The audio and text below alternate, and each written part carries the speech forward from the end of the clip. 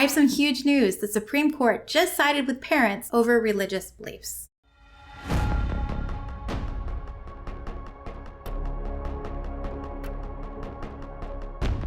How did this start? In 2022, the Montgomery County school system expanded its curriculum to include books that contain LGBTQ+ themes.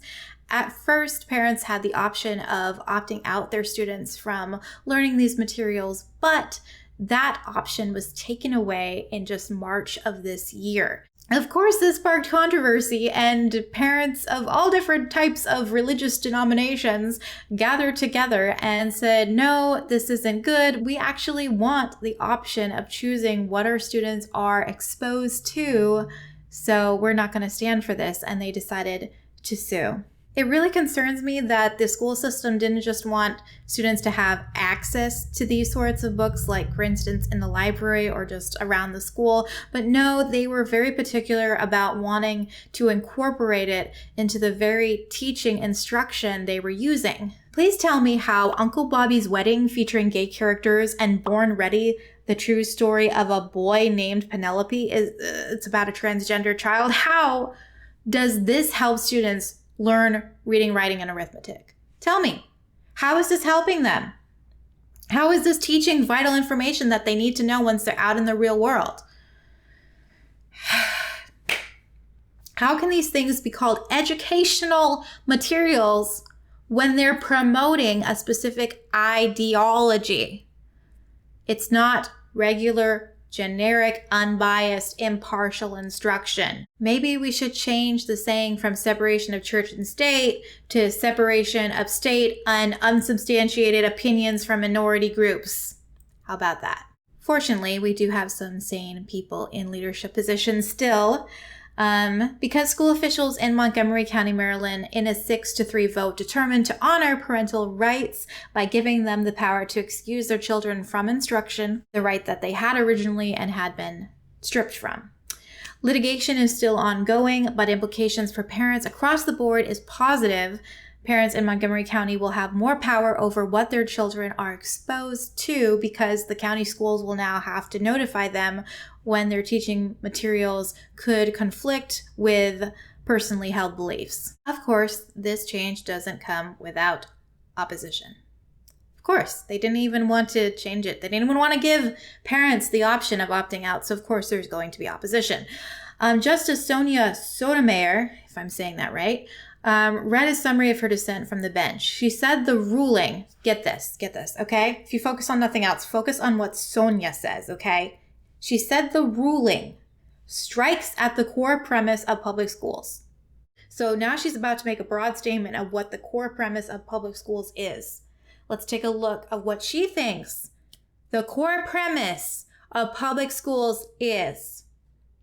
That children may come together to learn not the teachings of a particular faith, but a range of concepts and views that reflect our entire society. So in her mind, the very premise of public schools is, number one, no faith, no teachings of a particular faith, right? Number two, concepts and views that reflect our entire society. First of all, our society does include people of faith, okay? But second of all, where's the reading, writing, and arithmetic? Where is the actual science and things that you should know, the finance, the science, the history that you should be aware of, you should be learning in school? No, to her, that's not part of the core premise of public schools, okay? Okay. All right, honey. I'm really not even sure what she was talking about, because the whole discussion has nothing to do with implementing Christian-based curricula. Like that's not even on the table here. What's being talked about is parents having the option to know, be involved, and possibly say no to certain materials used in the public school. That's what this is about. And to me, this seems fair. It puts the power back in the hands of the parents, who are the responsible party in their students' education. But Sonia wasn't the only dissenter. Leaders with the Montgomery County Public School and its board said the outcome was not what they had hoped for, which raises concerns of, like, what were they hoping for? The opposite of allowing parents to make educated decisions and influence their students' education is barring them and not allowing them to do that. So is the system, what they were hoping for was that parents would totally be hands off and just let their kids do whatever and let the school system do whatever. So is that what they were hoping for? Because I'm confused.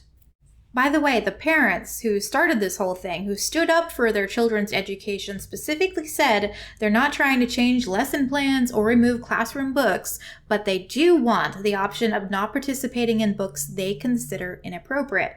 To me, that makes sense. To me, it seems fair. The Trump administration supported the parents' decision.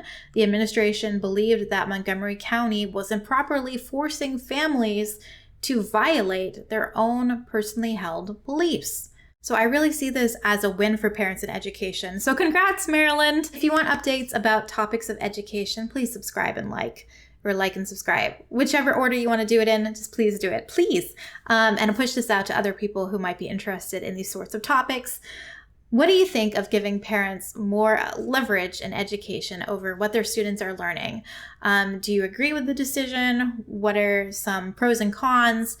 We have a lot more to discuss in future videos, so we'll talk soon.